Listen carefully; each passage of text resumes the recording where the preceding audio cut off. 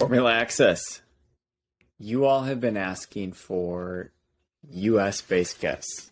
Today, got them. I don't have just one. I have three. So today we're going to be speaking with Nick D'Orlando. Nick is the 2021 F1600 champion. He had a Max Verstappen-esque season and won a ton of races, threw up a ton of huge numbers, took the championship, entered USF 2000 in 2022. Unfortunately, he could only make the final four races of that season, and all four races were impeccable. And he is shooting for a full season of USF in 2023. You guys, Nick is one of two champion-bred brothers in motorsports.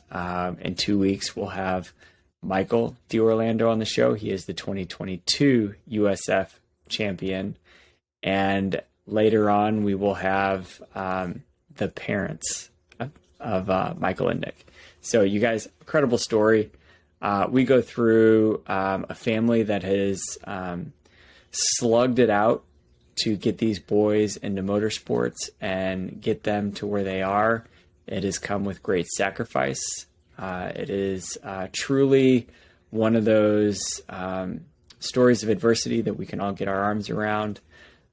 There's a lot of blood, sweat, and tears, and just a really tight, genuine family of humility. And you guys are going to enjoy this. Seriously, like I've spent a ton of time off camera with them, and they're just they're really, really amazing humans. So you guys enjoy.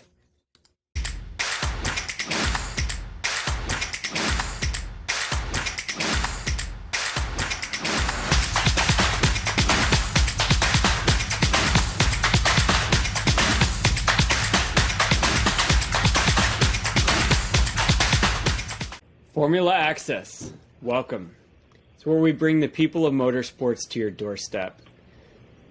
I try really, really hard to bring you a multitude of series, a multitude of titles, a multitude of people. And today we've got a really special guest. I've been getting a lot of requests from people to have guests from the States on the show. And you guys, we've got some here. This is going to be a family event. This is going to be a multi-part series. We've got an entire family coming onto this particular show. So today we have Nick D'Orlando. Nick, man, thank you for joining us today. It's a pleasure to be here, Ryan. It should be a lot of fun. Yeah, I know we don't totally know each other, but I've actually kind of been following you and your brother, unbeknownst to you. I've made a lot of contacts in the USF series, and so I was at St. Pete watching the race this year, and just had kind of followed the live streams throughout the season, and you and your brother came up quite a bit, and I'm really excited to have you. When your mom reached out to me for the show, a quick little intro conversation, like who are you and what can you do for my boys, turned into like an hour and a half conversation. Like, you've got some really special parents. I really enjoyed that conversation. They do a lot to get Michael and I out there and help find as many people as we possibly can to promote us and who we can help back. So it's a family affair. I got to say, I feel like in the years that I've been around motorsports, I would say, maybe 2 years I've been around a lot of more of the support series, junior series, karting, things like that. It's like the only thing that I have experienced where the whole family is involved and engaged in the career, or just in the process in and of itself. So just to get started and inform the audience, who are you and what do you do today? So currently I am going to race USF2000 in 2023. In 2022, I did the last 4 weekends of USF2000 after beginning the season in USF Juniors, which started last year. And then back in 2021, I was the Formula Race Promotions F1600 champion with Team Pelfrey. Okay. All right. Just to inform the audience, what exactly is the F1600 series? Was that the tier just below USF? The F1600 series is what most would consider the entry level to cars. They're known everywhere else as Formula Ford. In the U.S., we have a Formula Ford series, but we call it F1600. It's the entry level to cars. Typically, you could go from USF to USF from 1600. So, as a fan of competition, rather than the glitz and glam of motorsports myself, I always urge new fans to follow the support series of motorsport, whether that is, F4, F3, F2, the road to Indy. I don't know what they call it now, but I always urge people to follow those series because they're a spec series. All the cars are allegedly created equally, and you get a really good sense of the raw talent coming up, but you also get the story of the driver. It allows you to kind of follow that journey. I go back to GP2. The only season I ever watched of a support series before the road to Indy was the 2006 season of GP2, where I followed Lewis Hamilton as he entered the sport. So around all of the media frenzy of the top tier, whether it's Formula One or IndyCar, I had an understanding of who was coming up, and it has forced me to kind of pay attention to the support series and follow these stories and journeys as they go. And I gotta say, like, I was looking at your bio and your most recent accomplishment of 2021, F16 champion, 18 podiums, 12 wins, 3 seconds, 3/3, 7 poles, 11 fastest lap. Like, this is like the 2022 season for Verstappen. Like, those are some serious numbers to hang your hat on. Like, I hope you realize that in a spec series. Like, how many races are actually in that season? So over 8 weekends my year, it's 24 races. So you podiumed all but 6 races. Yeah. Yes. Podiumed all but 6 and won 50%. Jeez. Unbelievable. How did the last 4 of USF go? The last 4 of USF, I'm very happy with. Coming from not testing that car before, and I jumped between 2 different, both very, very accomplished teams. The first 2, I did Road America and then Mid-Ohio with VRD, Velocity Racing Development. I was able to put together a fastest racing lap in my first race, and a top 10, I believe, in my second. That was at Road America. And then come Mid-Ohio, I placed another top 10 finish with the same team. And then I switched teams for Toronto, which was quite eventful, being my first street race. I took home 1 top 10 that weekend as well, and finalized Portland with another top 10. So 4 top 10s in 4 weekends was pretty good for my first try at USF2000. Now, for the audience to understand, in this support series, the cars change. There's certain elements added, to the overall picture of a car with no aerodynamic elements, to what you see at the top level of IndyCar. What's the difference in the chassis or the car between the F16 and the USF? So the F1600, they're 990 pounds dry weight, without me in it, and they're just a tube frame chassis. There's no wings, there's no aero. It barely even has a diffuser. So the car is extremely unstable at high speeds, and they only have 114 horsepower. So the drafting game is a big part of F1600. USF2000 has 500 pounds of downforce. They're about 300 pounds heavier, and they pull a lot more G-forces in corners and such. And they have 170 horsepower. So the speed that USF2000 gets to or can accomplish around corners and around a track is substantially greater than that of Formula 1600. What's the learning curve between the two cars? I mean, it's got to be significant. So I kart with my son occasionally, and I've gone from, you know, a 206, which is kind of your entry level kart, to, you know, like a high speed electric kart. You know, so you have almost that tag response, touch and go response, and it takes a minute to get a hold of how to drive that kart. What's the learning curve between those two series? The biggest learning curve for me personally was to deal with understanding the aerodynamics of the USF2000 car. Having downforce allows you to be a lot more aggressive in corners and carry such higher speeds.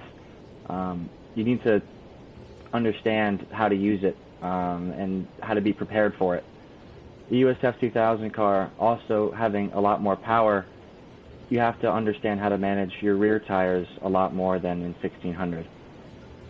The way you apply power has to be a lot smoother, whereas in Formula Ford or F1600, you can just pretty much floor it, and, you know, having 114 horsepower, you're not going to do anything to those rear tires. So take us through the 2021 season. So what did you do prior to that? Were you in karting before that season? Was that your first open wheel kind of actual car challenge? Before 2021, I actually did nothing for 2 years. I sat on the sidelines watching my brother race in 2019 and 2020. So I drove karts before that. Of course, I started in like 2008, and I drove karts all the way through 2018. The last years being for factory teams racing in the CIK FIA European Championships of karting.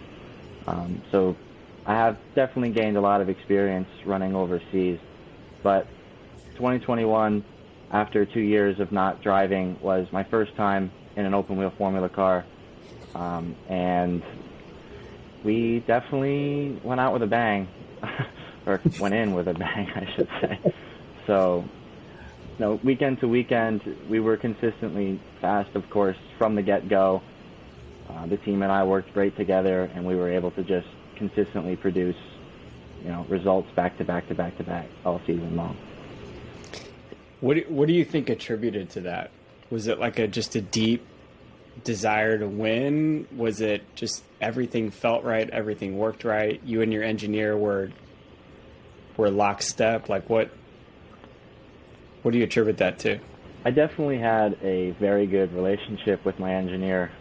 I've known him for years before, and my brother, when he started racing cars, tested with them, and we grew a good relationship with the team ahead of time. And when I sat on the sidelines for 2019 and 2020, I still got to go to all Michael's events. So I was not driving, but I was learning and gaining experience from being around him, around his team, because he was with Cape Motorsports then, and before that with VRD and F4 and Bennett and USF2000. But I had all that time with him and with the teams in USF to kind of, take in some of that information and be able to apply it in Formula 1600. Along with my 2 years of racing go-karts in Europe, coming from the U.S., being one of the only Americans, and actually I believe I was the top finishing American both years, there was definitely a desire to go out there and win, because coming from here to go race karts over there, I got my butt kicked for a fair amount of time. And then, eventually I started to figure it out. Definitely positioning myself better and doing better in all those races. But when it became, my time again here on my own turf, it was definitely put the foot down and go. What's that like? And I'll get back into 2021, but what was that like going to Europe? I mean, is it an entirely different set of competitors than you're used to here, or is it the same? Europe is very different in karting than America, at least for me then. It was definitely more competitive. Not everybody got to race in the finals. There's only 34 people get to race in the actual main event, but like 70 enter. So there's such a broad range of people that you have to compete against, and any of them, could come to an event and be top 5, top 10 here. So it's the highest of high drivers. Like the top talent is still the top talent. The top guys over here can go do really well over there, but there's just a much broader range of that top talent over in the European karting. So it was definitely a great learning experience to run around with those guys for 2 years. So take us through the 2021 season. So you're 2 years on the sidelines, and you're kind of, I don't know, when I think of that story, I think of Lando Norris sitting on the sidelines in McLaren, waiting for the one day to come. I think of Nick DeVries. I think of a handful of other drivers that you see in the paddock on TV all the time that never get to step in a car. Like, you go from that to jumping into this car you've never driven before and like dominating. Like, does this start right away? Like, do you just go in and win the first race, or did it take a second? Or the first race, I did 2 pre-Formula Race Promotion Series races. I did 2 SCCA events. And actually, my first ever race, I think second time in the car, or I guess it would be third day ever in the car in an SCCA event, I went and qualified on pole and won the race. So it started the first event in the actual race season, in the Formula Race Promotion season. I didn't start on pole. I didn't even win the first event. I actually didn't finish. I got into an incident and didn't finish the race.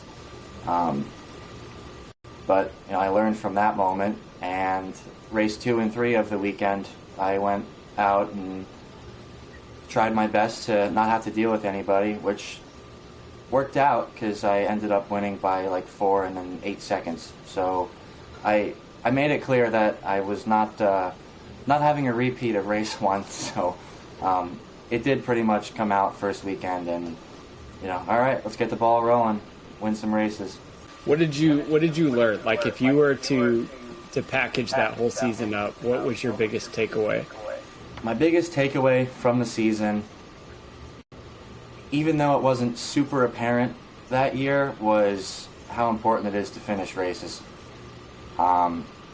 Because I had 18 podiums, but out of those 6 races that I didn't podium, I only finished, I believe, 3 of them. Okay. So there was, no one's going to be perfect, of course, but there was a little more time on the side of the racetrack in those 3 races than I would have liked to have, given the position I was fighting for in all scenarios. So, even, for example, the very last race of the season, I got a little greedy. I wanted to win by more, and I drove off track, and that ended my race weekend. Yeah. I still won the championship, but I ended on a low for, at least in my head, I ended on a low because I didn't finish the last race of the season. Having been around the sport, I think consistency is so important. I think especially in the support series, finishing the race and getting, the 1 point is, just as valuable as winning the race. I think that consistency translates throughout the whole season. What surprised you the most during that season? Besides the stellar record that you took away from that, what surprised you? The biggest surprise for me, honestly, was how it started. Because I didn't, obviously, like I just said, I didn't finish the first race, and then the next two I went out and won. And then I wasn't actually leading the championship after that because someone was consistent in the first weekend. But what surprised me most was, I'd say, how important the draft was, for example, in that series. The tires are very large, and if you can get right exactly in line behind another car, you pick up so much speed. It was quite mind-boggling, to be completely honest. Like at some races during the year, for example, Road America, there was like a 6 or 7 mile an hour difference if you were following someone or not. That's insane. That's a lot of speed. How far back do you feel that? Like, how close do you have to be to feel that? A actual numbered distance is kind of hard to say. You can be within about a second of somebody, about a second behind them, and you can feel that advantage on a straightaway. So maybe some scenarios, a little around 1,000 feet, maybe. Wow. Well, I don't know, maybe a little under 1,000 feet, you can start to understand that there is some sort of difference if you're perfectly in line. What was the hardest thing for you to overcome that season? What was the most challenging thing that you dealt with? The most challenging thing of 2021 was, unfortunately, learning how to work with people. For whatever reason, I struggled with that in the beginning, and trying to manage my own race instead of, trying to pay attention to everybody else. I spent too much time in my mirrors, trying to think of, why is this guy so close to me, and instead of, how do I use him to help us both or to help me.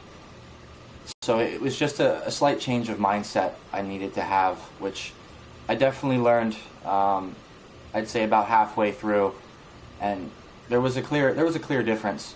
If you look at the results in the beginning of the season to the results in the end of the season, the consistency changed. And I think it was probably due to a little bit of a thought process change while on track. What do you feel like you could hang your hat on? Okay, what exactly do you mean by that? If you want to say the results you could hang your hat on, that's fine too. Look, I think when you learn something, you have a great takeaway that you can hang your hat on too. But I also think that, through any experience you have in life or adversity you have in life, you have something that you can kind of walk away from regardless of the results. If you didn't win, if you finished last, whatever it was. I think it would definitely have to be related to what I learned in those first coming races. Like I just mentioned, the biggest thing I had to overcome was learning how to manage myself and others on the racetrack efficiently, to collectively benefit me and others, not just figure out why can't I get in front and drive away, because it doesn't happen that often. So I think that's something I'm definitely very proud of learning, but I also am quite content with my results of the season. So you should be. Those are great results. Those are not normal. Those are abnormally amazing, and you should hang your hat on that too. What is your origin story, Nick? Like, how did you? So you're in New York. How did you get started in motorsport? Well, the way I know the story goes is my brother and I liked watching racing on TV, and I believe it had something to do with us wanting dirt bikes, if I remember correctly. I don't know, I was 5 and Michael was 6. But our family thought you know what, let's make it a little bit safer and keep all four wheels on the ground. So my dad had a friend, his name was Frederick Vordemeyer, who used to race modified NASCAR, and he knew of a local outdoor go-karting track. So they recommended us to go up there, Oakland Valley Race Park in Cuddy-Backville, and we gave it a try one day. And I guess we've loved it ever since, you know. So we went out, drove those go-karts, and what I remember being the story that they told Mom and Dad was, well, we got good news and bad news. The kids are really good at it, but the sport's really expensive. So, you know, good luck. And we liked it enough, and Mom and Dad were happy enough that, you know, we were happy with it, that we've all decided to go for it. And, you know, 15 years later, we're still here. So, how does this start? So you go to a go-kart track. Obviously, you've not bought a go-kart yet at this point, just when you're kicking tires, per se. How do you go from your son's really good to we just bought a go-kart, a trailer, a bunch of tools, a bunch of tires, and we're going to go light a bunch of our life savings on fire so our kids can see a dream out? Like, how does all this happen? My dad has always been into cars, and he liked the idea of racing because he's always been interested in that type of stuff.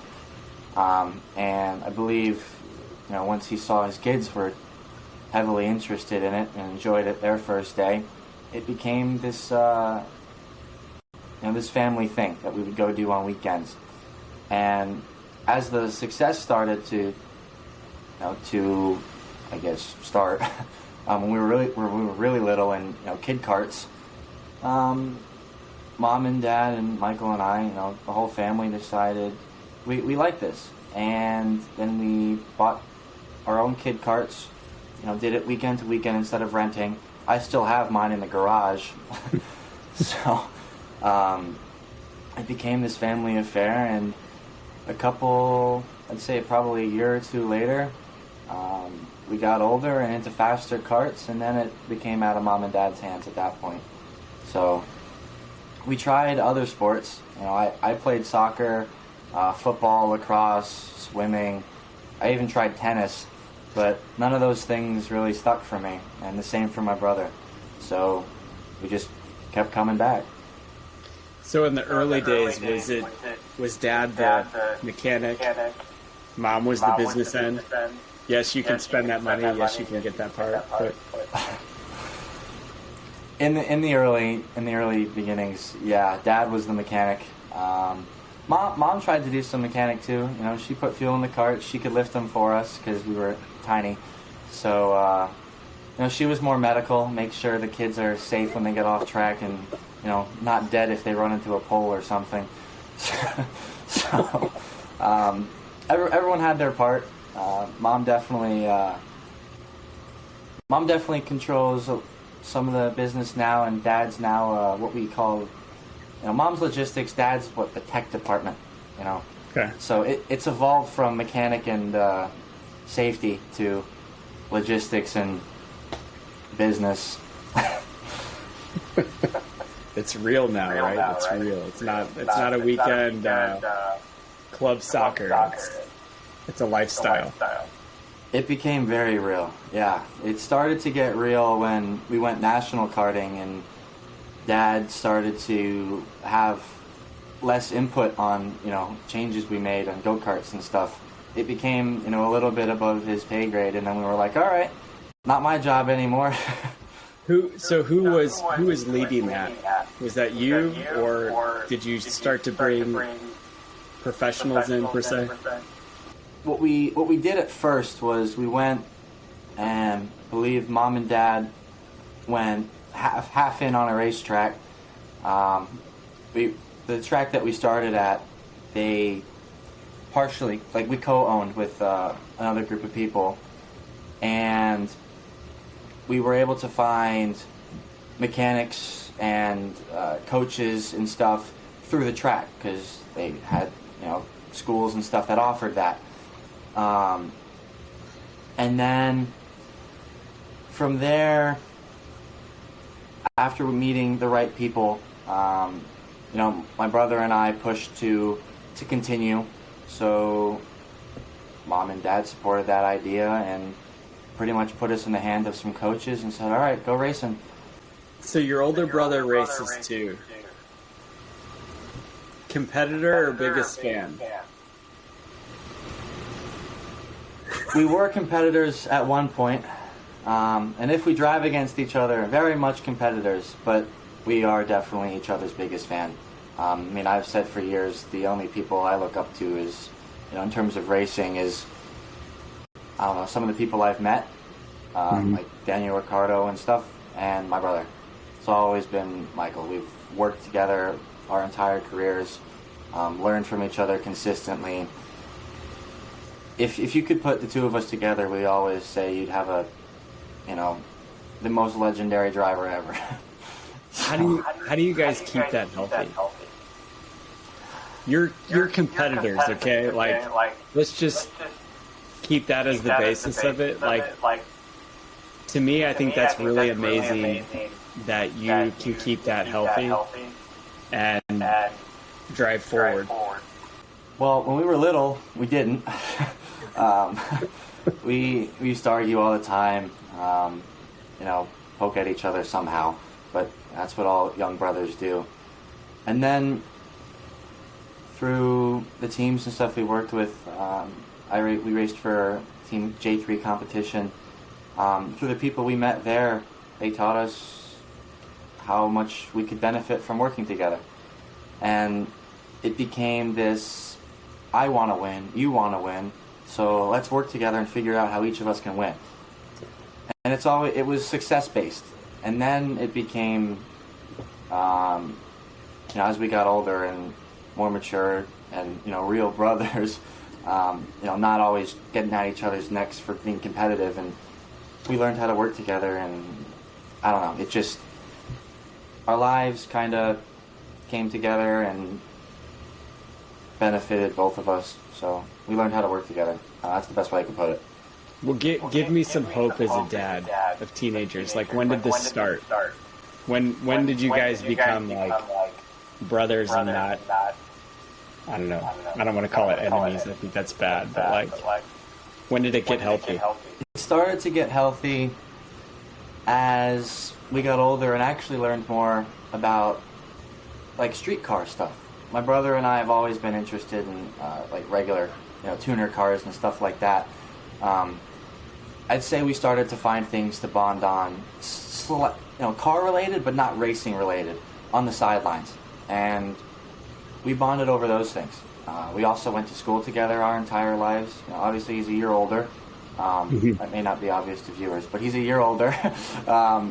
So we weren't in classes together and stuff, but I've always had him help me for homework, homework help, because he was older and did it already.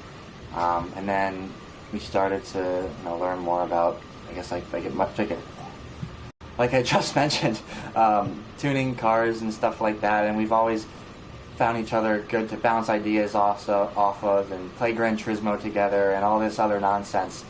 And it just got better and better and better as we got older. And now we both attend UNC Charlotte for college, and we live together. So we managed to find a way to make it healthy. I'd say probably once we stopped racing directly against each other, when I turned like 13 into mini max or junior max, and we weren't direct competitors anymore. But we still were able to benefit from each other's learnings. You guys are both at Charlotte. Are you in the Formula SAE program? We are not. We are not in the Formula SAE program. We don't. It's tough because that takes a large time commitment, and driving and doing that doesn't really work, unfortunately. So it's just a big time commitment we can't make. So we're not in that. You're in the real ball game, not the.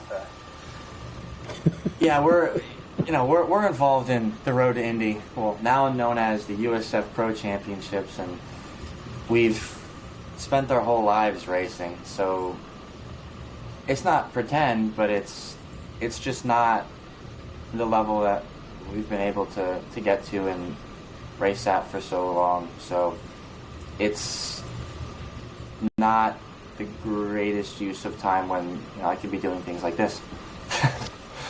When you went to Europe for karting, was that a whole family affair? Did you guys all go, or did you and your brother go by yourselves? The first year, Mom and Dad tried to come to most of the events, but actually, it did evolve into, Mom sending her 13-year-old son on a plane overseas and having him hang out with some guys that don't speak English.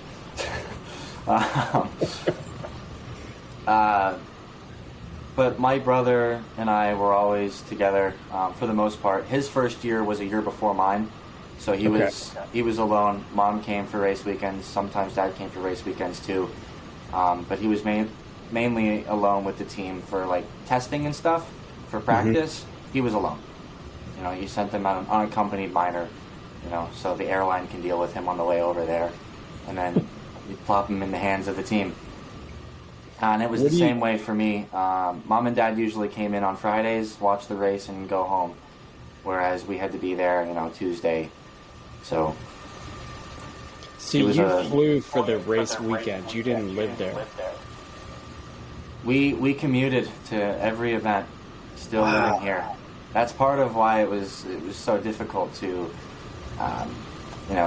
get used to that environment, because there's obviously there's a time zone difference for one, and then there's the school dilemma. Whereas if we lived there, we couldn't go to school, and our parents and my brother and I never wanted to do homeschooling. We think we would have missed out on some crucial development in our lives, in our social lives. We wanted to prioritize those things as well, because in the unlikely event that racing doesn't go somewhere, you need to have something. You need to come from somewhere.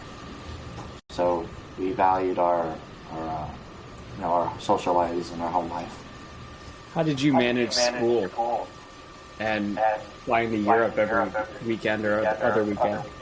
School was very cooperative with us. I went to a school called Iona Preparatory School. I went there kindergarten all the way through 12th grade. It's an all-boys Catholic school, and we've always gotten along with all the teachers there, and the school principal and the president, and they really appreciated what we were doing and what our parents were doing to put us, where we wanted to be and supporting our careers. So they thought, we should do the same. So the school was extremely supportive of us, with some, extending some deadlines or making up tests and creating new homework assignments so you don't use your classmates to cheat. They were extremely supportive of our endeavors, so we can definitely thank them for that all the way from kindergarten through 12th grade. There in my hour and a half conversation that I had with your mom earlier this week, I was really impressed with something. I think people today don't focus on like high output in life. I think they kind of find a place of comfort and stay there until there's discomfort, and then they try to find comfort again. And I was really impressed with how much ownership that you and your brother take over your career and your life, your schedule, and just how driven. And you can dig into this more than I can go over it, but just most young drivers either drop out of school and race, or they take some sort of home tutoring and race, or they go to school and don't race or don't make it a priority. And you've kind of done both.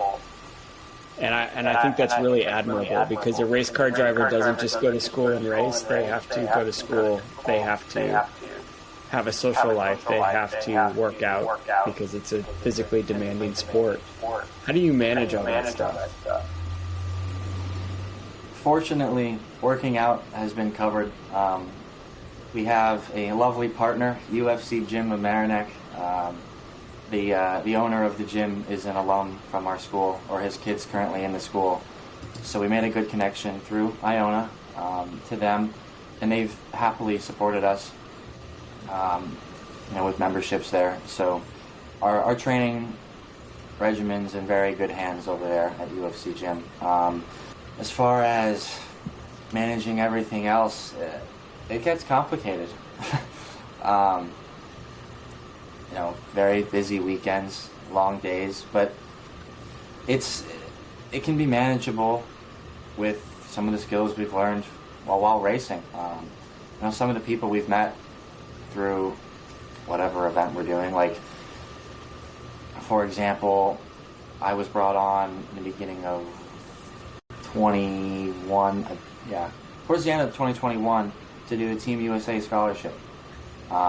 And through that, I actually got to meet some cool people who were very helpful for, like, media training, stuff like that. So that was useful. They taught me how to do those things. Through high school, our school's been very adamant about time management stuff, and we actually had a leadership program, which I got to do for a whole year, my senior year, which taught us some values that I don't think you typically get out of a public school. So I'm grateful that Iona has a program like that. But as far as the racing business stuff goes, we do all of it ourselves. Our marketing is the four of us. One of us figures how to do something out. I was sitting there yesterday trying to learn how to use Photoshop, because I have no idea what I'm doing on that app. But we'll figure it out. Canva. If you guys need help, Canva. Canva has been very helpful. I've used some of their templates for pre-race event, like schedules and stuff, and I put those on social media. But we find a way. I don't even know how to explain it. There's four of us, so you can distribute things pretty far and wide, because we're all into it. It's not like say other families where one of the kids races, and then there's a little less support. But Michael can do something, I can do something, Mom can do something, Dad can do something, and all the people we've met over the years that are invested in us and want to help us, they can do something too. For example, we work with Art Wimless at Rising Star Racing, and he's been incredibly supportive, and he helps us put together business propositions and stuff like that. And we've met people through some of the stuff we're members at back here at home. There's a car club in Manhattan where we've met cool people through. One of the guys we put on the car, a little Motor Media sticker, he's helped us with those things. Mm-hmm. People through him help us with our hero cards and our posters. So we've just found this small group, this clan of people that have all contributed something somewhere. So do you feel like having high functioning parents has rubbed off on you guys too? I think your dad runs his own company. Your mom is working hard, and they work really hard to support you guys. You feel like that rubs off on you? Resourceful. It does. That's the word that comes to mind. I believe it does, or at least I hope so. I hope other people see it that way. I'd say it does. I mean, they definitely push us very hard, but it's what parents are for. It's what they're supposed to do. They're supposed to help their kids be what they want to become and be the best that they can be. So, I think we all work very hard, and they've worked very hard to give us the experiences and knowledge to be able to push ourselves almost once we got old enough. So yeah, I think it rubs off. So in the road to Indy, whatever they call it now, I'm just going to keep calling it the road to Indy. What's a typical week look like for you on season? Between school, racing, family? I'd have to begin with a lot of emails. Whether it's talking to teachers about the time I'm going to miss and what I can do on the school side while I'm away, talking to the teams about what they need from me. If we're having guests, I got to email them all the guests that are coming to the race weekends. So race weeks are definitely busy. The week before, usually we're booking, well, hopefully more than the week before, but sometimes the week before we're booking flights, booking hotels, trying to figure out where the team is staying so I know how to get to and from the racetrack because mom and dad aren't always there, and I can't rent a car because I'm only 19. So it's definitely a lot of emails and phone calls. Seeing if I have any tests coming up at school and if I can take them early. Just stuff like that. And then you got to leave on Tuesday night or Wednesday night sometimes to get to the racetrack. So then you're busy all week once you're gone. But yeah, emails, phone calls. And after every weekend we go over our equipment to make sure that we're all set for the next race. So I'd say we definitely.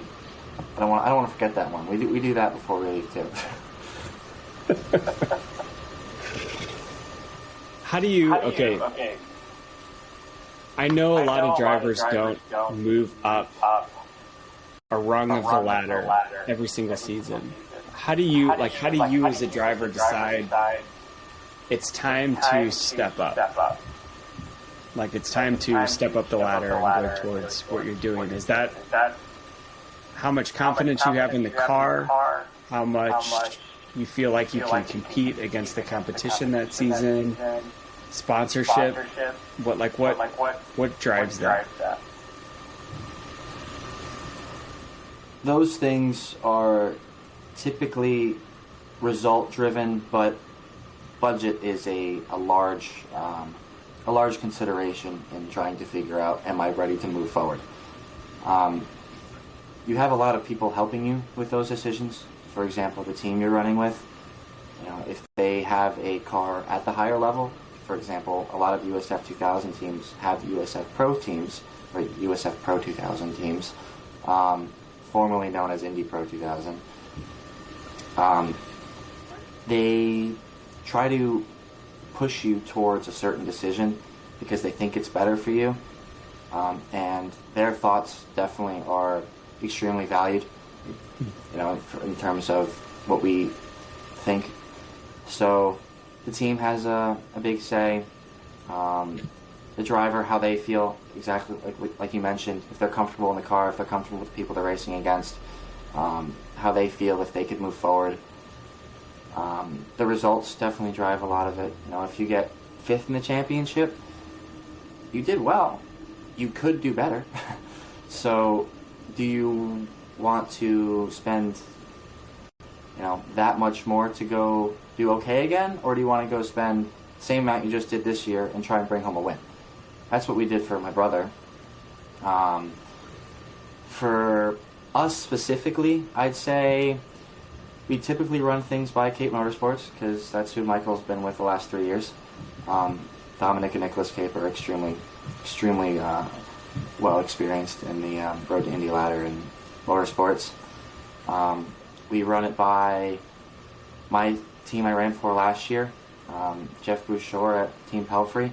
He's used to work in IndyCar, Indy Lights, and he's been in it so long he can kind of help guide us to people he likes or who he knows, and help weigh our thoughts about what teams to go to, what budget should be, or if I'm ready to move forward, because they're going to be blunt with you, especially if they're not the team you're going to.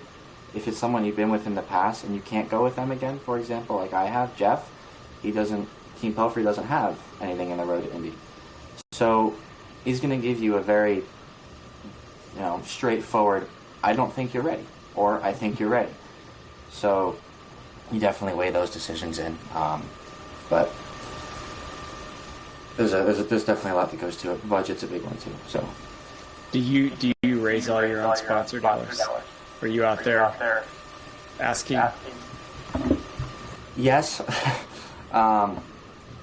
Some of it comes from mom. Some of it comes from dad.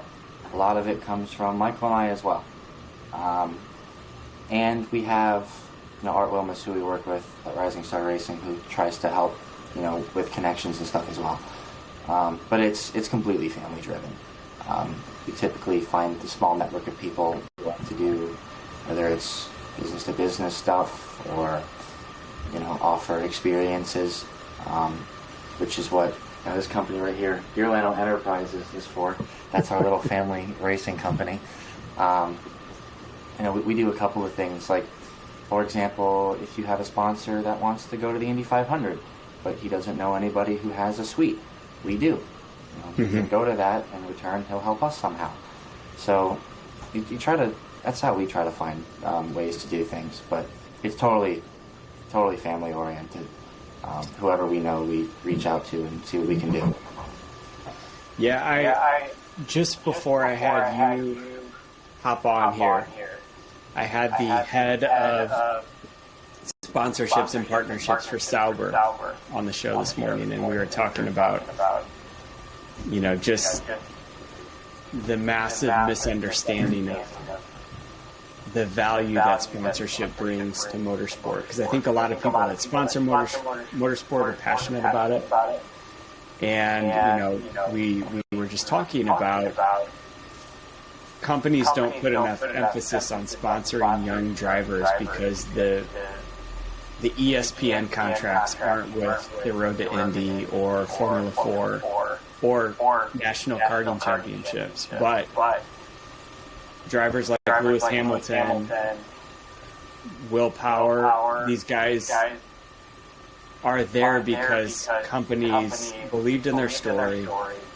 saw their results, and wrote them a check every year to get them there. And I think, one thing that I try to do on this show is showcase people like you and your brother and other drivers that are out there asking for sponsorships and just being a disconnect between what that actually delivers them. Because a sponsor that Mercedes that stuck by Lewis Hamilton when he was a kid, he's still racing for them and is obnoxiously loyal to them.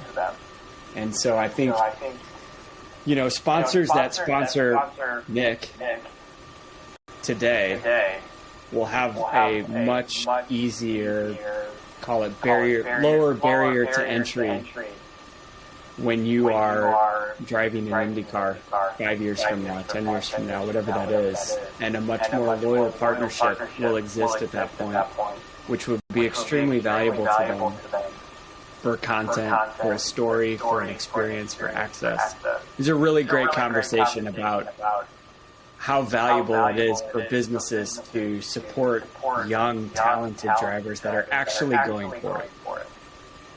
And I hear that from you and your parents, is there's great sacrifice because there's a lot of talent and a lot of opportunity with both you and your brother. I mean, you guys have both unbelievable results and stories. It's not some billionaire trust fund kid, doing whatever he wants on dad's dime. And if it goes away, then he just jumps on a yacht and grabs a cigar and does nothing for the rest of their life. It's either this or nothing for you guys. And I think that's always a compelling story. So, all that to be said, what's something about you that people might not know? Something about me that people might not know. This is how we let the audience know this is not scripted, too. So. That's a great question. What if I don't know? Then what? What do you do out? Do you have hobbies? Like, what do you do for fun besides racing? Well, what I do for fun is still very car oriented. Down at school, we have a large car community that one of my friends has put together, and we now work with him on. There's like 60 of us that some of us are certified mechanics, some of us are just like me. I'm not certified mechanic. I don't have any mechanic background, but I'm still running around with my little Golf, trying to do what I can. So all the stuff I do on my own is car stuff. We host and organize small car meets where we go and talk about cars. We go on drives. We try to go visit places. Like down in North Carolina, there's a road called Tail of the Dragon that we want to go take an event to. It's just cars for us. We've always been interested in it, so we figured we'll just try to find people that do that. So I drive a 2012 Volkswagen Golf R, my little two-door hatch. They made them in 4, but I have a 2-door. And my brother drives a 2013 WRX hatchback. So Dad and Mom both thought that it was a good thing to support us with, and they allowed us to get these fun little hot hatches. But we're from New York, so we had car requirements. They had to be manual because you pay more attention, and we wanted that. They had to be all-wheel drive because we live on a hill in New York, and you can't get home if it snows. And they have to have enough space to get you to and from college. So your options start to really get limited, unless you want a Subaru Outback. I don't. So we found 2 little, hot hatch all-wheel drive cars, and that's what we run around with on a daily basis, and that's pretty much where our lives are. Other than that, occasionally I go and play soccer with my friends because I still like that sport, even though it's not my main thing. I'm not very good at it, but it's fun to run around and kick a ball. And I'd say that's kind of about it. We go to all the events we can, racing related. Like we went to the Petite Le Mans because that's a lot of fun. We go to watch autocross events, see people do drift stuff at a local track, or just whatever. We used to drive up about an hour north of here when we were still home to go hop on a sim every once in a while for some of those small race series that we've been invited to, because the series, the Road to Indy used to do like a E-series and stuff like that. So we used to do that stuff, but we don't personally own a sim, so we can't continue to do that. But maybe that's something we should try to look into if we can. Look, I got a rule: if it ain't broke, don't fix it. You don't have a sim and you have these types of results, I'd say stick with what you're doing. Maybe we should figure it out. So I like your parents even more now. My parents would not teach me how to drive unless it was with a manual. And I drove a manual until I got married, when my wife made me get rid of it because I couldn't hold her hand while we were driving. And that's my history on 5-speed. So now we tell our son, who's also into tuners, if you want a manual, your girlfriend's going to get upset because she can't hold your hand, which is at this age probably good. But you can't find them anymore. You can't find them anywhere. Like, he's looked and he can't find them. He wants to get his first car. They're really tough to find these days. It's definitely difficult to find them. What has been been your pinch me moment? 15 years of motorsport. What's your pinch me moment?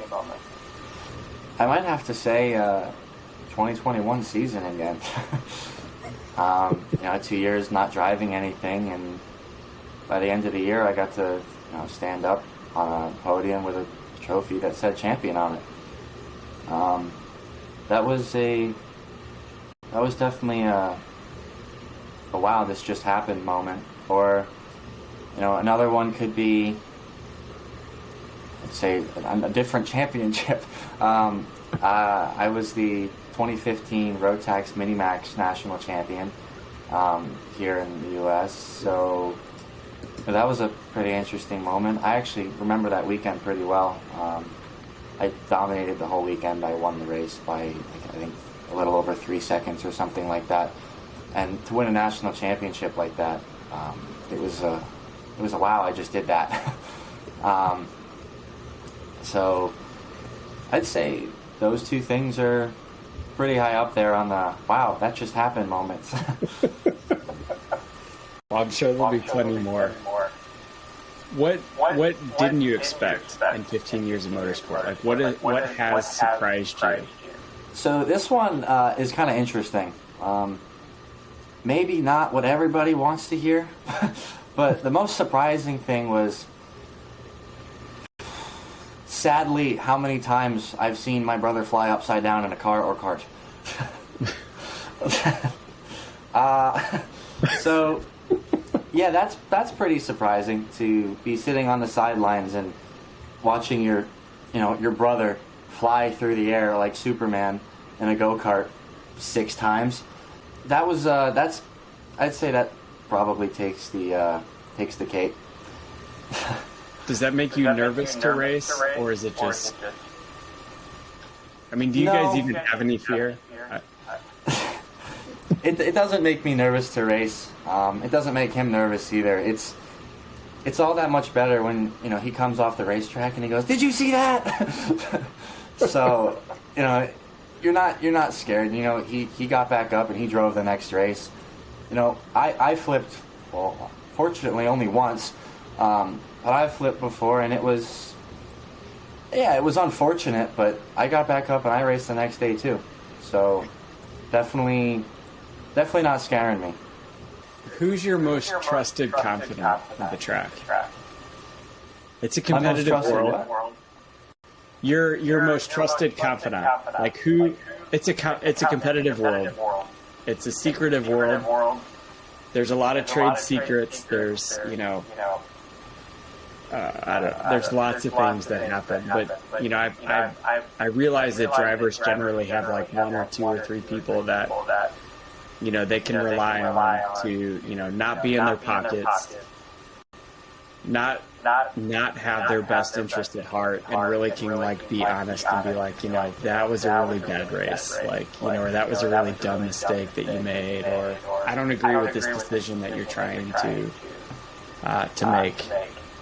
Like who's that person that will always shoot you straight? Usually it's my brother. But if I was to pick somebody else, for example, in 2021, it was my engineer and team owner, Jeff Bouchard. But typically it's my brother. He'll be very blunt with me all the time. Very, not, for lack of a better term, no bullshit. He'll tell me what he thought, and a better way to do something if there is a better way to do it, and I believe him, every time. So are you guys going to be like the Andretti's? Going to both be on the grid at the 500? Yes. Yep. The goal is to cover 2 of those 3 front row spots. The top 2. Well, if you need a contact, you let me know. They're very good people. So that's the ultimate goal? IndyCar? Is that the 5-year plan? The 3-year plan? IndyCar's been the all-time goal for this entire journey. Now that I'm in USF2000,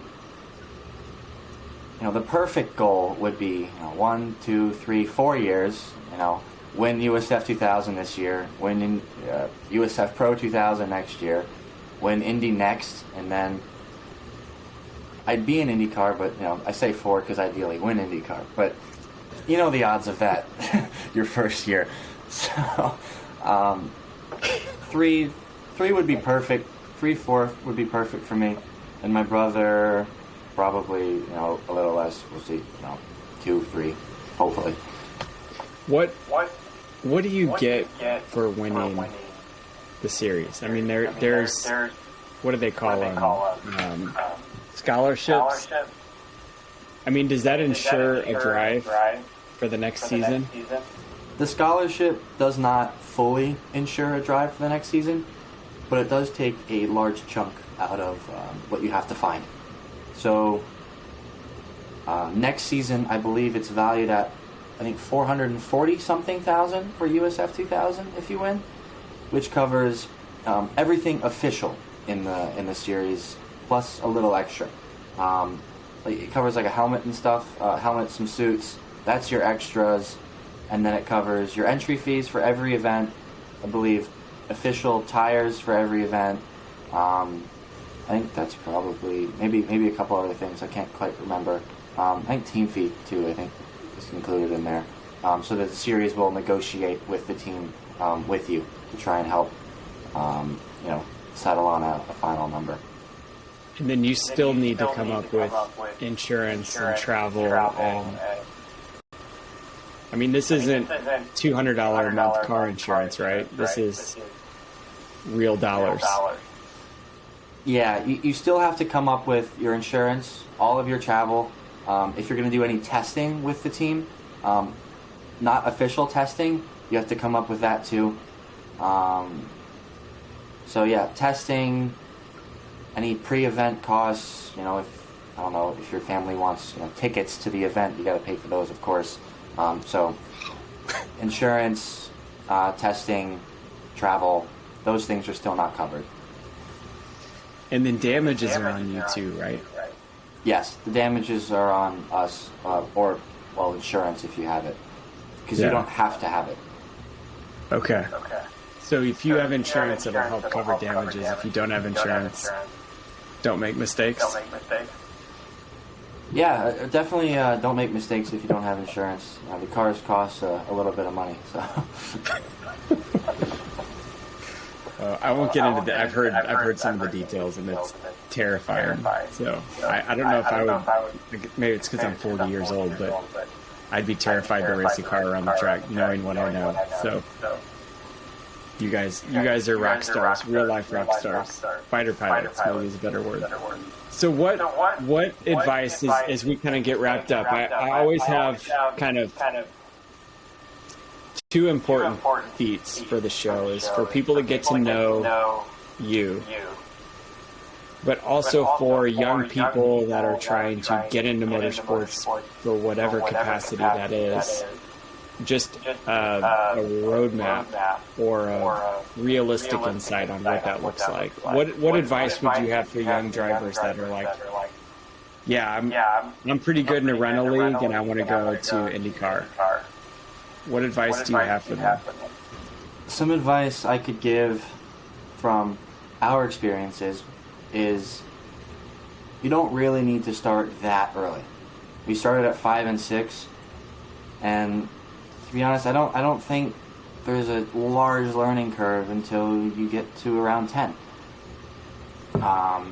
So that's pretty good advice, I'd say, for parents. Kids are less likely going to listen to that if they're 5 years old. So anyone who wants to go into from rental karting, you definitely need to do real karting, outdoor karting, at least for a couple years, because there's so much you learn that costs a lot more to learn in a race car. You learn racecraft, which is incredibly important. You learn how to follow people. In karting, you even learn how to hit people, which is you're not supposed to do that, but it happens. You learn how to handle yourself. You learn how to go fast. The movements in karting are a lot quicker. Even though you're going slower, it takes so much physicality your reaction time has to be absolutely spot on in go-karts, because you're in a such smaller, confined space, and you're around 35 people at once. In a car, usually you're only fighting one or two guys. So you definitely need to learn how to do those things. So learn that in a go-kart for a couple of years. We did karting for 11 years. 11 years is how long I raced a go-kart for. You might not need 11, but you need at least 6. So, find somewhere 7, 8, maybe even 9 years to get into to be in a go-kart, if possible. And also, on the other side of that, don't go to cars too early either. I think if you look at the statistic, the youngest USF2000 champion, I believe, could be incorrect, but I believe is 19. And if it's not 19, it was 18 and it was recent. So there's no reason to jump into, say USF2000 as a 14 or 15-year-old kid. I mean, you could, but I personally don't quite understand the rush. I think there's other things to learn in the highest level of go-karting first. Do you think there's enough strength in a 14-year-old? I unfortunately have to say yes, because there are ones proving it. But there's definitely a difference in the success levels of people who are physically fit to do it and people who aren't. So yes, it's possible. They could definitely wheel a car around, and I personally know one who's very, very quick, who's young. But it's not that it's impossible. It's just, if you look at history, it's a lot less likely you're going to do extraordinary at that age. And younger kids aren't as mentally fit typically either. You have to be pretty mature for your age to be able to handle some of the things you have to deal with in USF 2000 or higher at 14 or 15 years old. So it can definitely be one of the things that they would struggle with if you jump into it so soon. That's good advice. That's solid advice. Today has been a day of amazing advice. I gotta say, and it's been different. Normally, it's pretty relative, pretty much the same. But today, every guest I've had on the show has given me something I've never heard before. So, solid advice there. How do people find you? I'm pretty easy to find if you know my name. All social media, it's Nick D. Orlando. So that's pretty easy. Actually, my LinkedIn is my full name, Nicholas D. Orlando, and my Facebook is also that. So I guess half is my full name and the other half is Nick. So Twitter and Instagram are Nick D. Orlando, Facebook and LinkedIn are Nicholas D. Orlando. So pretty easy to find when it comes to that. No TikTok yet? Pardon? No TikTok yet? I do have one. I have not started using it. That one's I'm on the edge with, hearing what I hear. I don't know how to use it either, so I should probably figure that out. But another good way to find me is at our website, www.dorlandoracing.com. It's a really, that's an easy way to find someone on their website. So. Okay, so now here's the $1 million question. How can the world of motorsports help Nick D. Orlando? So anyone listening on this show to your conversation, how can they help you? The best way to help Nick D. Orlando is by introducing him to more people. Contacts are one of the things we're starting to, I'd say, run out of.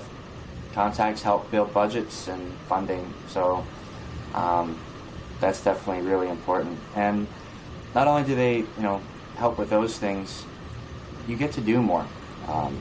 Some people can't offer you money, but they can offer you perks, like our gym. It's not money, but we get to work out there, and they can plan, training regimens and stuff for us.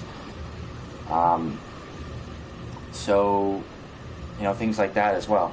But I think the best way to help, me is financial support. Probably is the the number one thing. So contacts.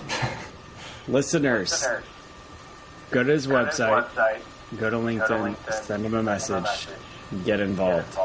I can't tell you guys how important it is for the drivers that I know much more than I know Nicholas.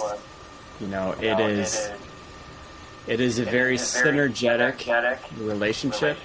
You're a business owner. To have a young person in an organization that can talk about high-functioning people, to have somebody like Nick or Nick's brother come in to your business and describe going to school, traveling the world, going to races, doing all those things successfully, having a life, having a family, shows people inside your organization how it can be done, and it encourages them through their stories to be able to accomplish that.